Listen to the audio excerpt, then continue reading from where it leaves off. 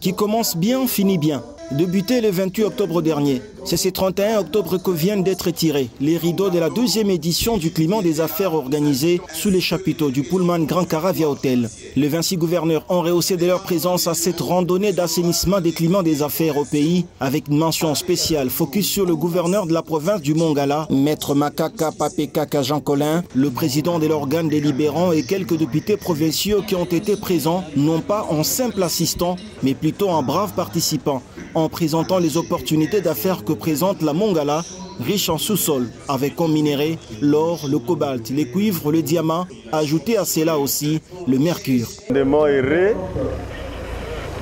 d'avoir parcouru 3220 km de la Mongala jusqu'à la capitale économique de Lubumbashi pour représenter valablement au nom du président de la République, chef de l'État, et au mien propre, accompagné du président de l'Assemblée provinciale, de l'honorable rapporteur, des députés et membres du gouvernement, la province de la Mongala.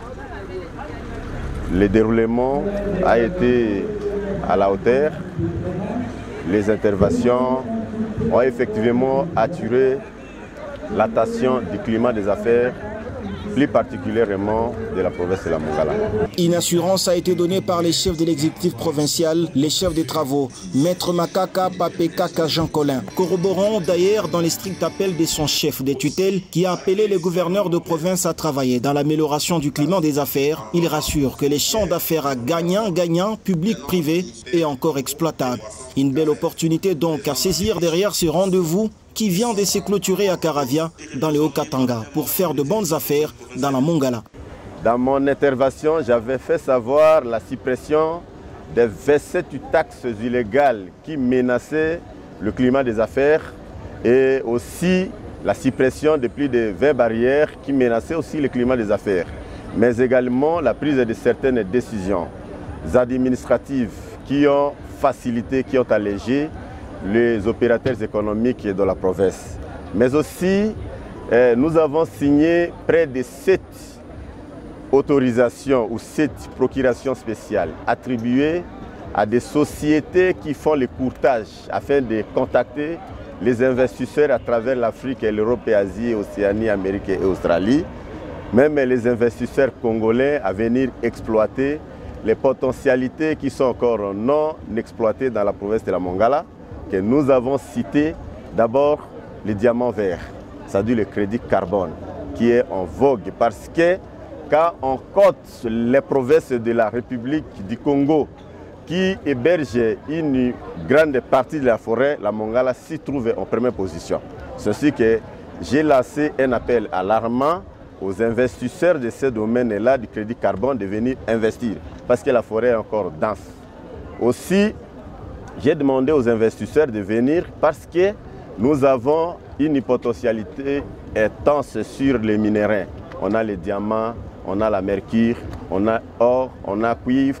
Et les études qui sont en train d'être menées nous renseignent partiellement qu'il y a aussi uranium, il y a coltan, alors beaucoup d'autres minéraux qui s'y trouvent là-bas. Donc, les investisseurs sont attendus. Et j'ai donné la garantie. La toute première garantie que j'ai lancée à la connaissance des investisseurs du monde entier pour venir investir dans la Mongala, c'est la paix.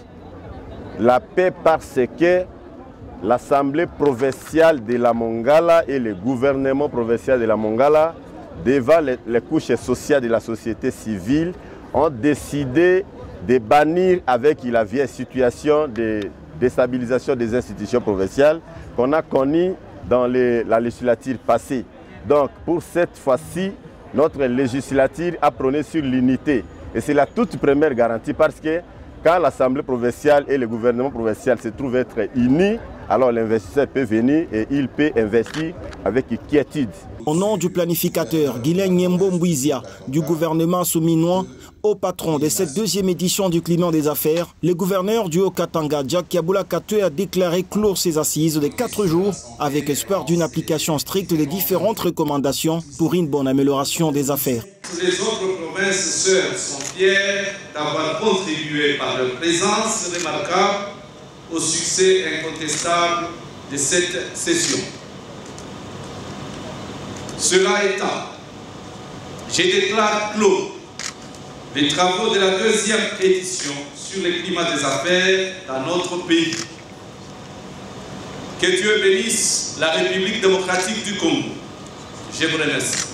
Le patron de l'exécutif de la Mongala, Maître Makaka Papekaka Jean Colin, repart donc avec les sentiments d'un devoir bien accompli, d'abord comme contributeur à accent aigu avec quelques propositions concrètes coulées en recommandation pour un bon climat des affaires en RDC et ensuite d'avoir bien vendu, d'ailleurs chèrement, l'image de sa province en présentant toutes les potentialités qu'elle renferme.